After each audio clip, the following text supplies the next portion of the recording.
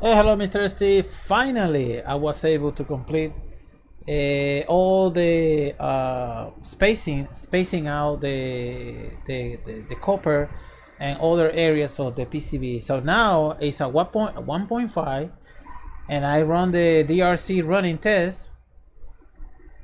So it's 100% free of warnings.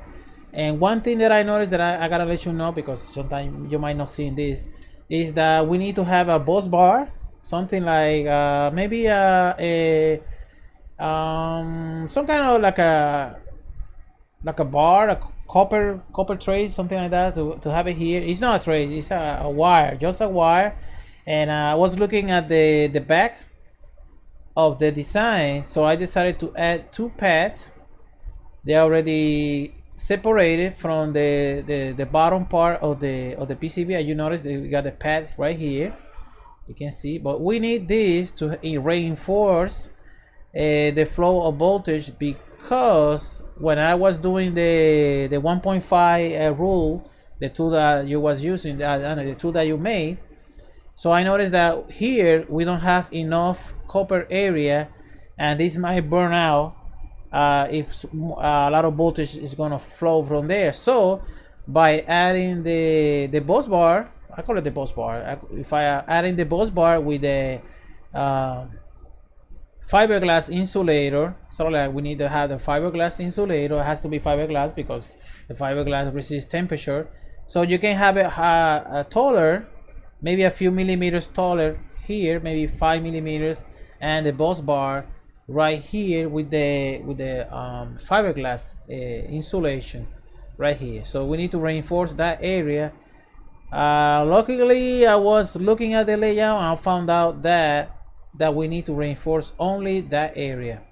Here, not much changes on the LED indicator. The only thing I gotta do, I just had to reduce the size. Yeah, I already replaced all of the trim pad. They are good to go. They have the same macro on both of them. I had to reduce the size of some of the pads, so it can pass the DRC rule of 1.5.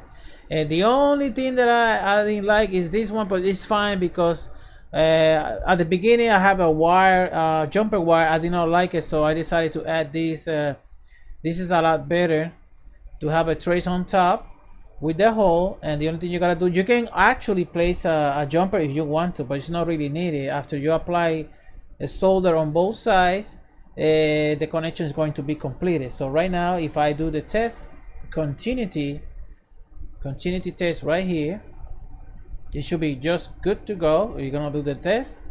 As you can see right here, we have the cathode or diode 3 feeding the base of the Q3, and we have the other connections. Oh, what the hell? Wait, what? Oh, don't scare me like that. All right, I gotta stop the video. I'm gonna make this video upload right now so you can see it.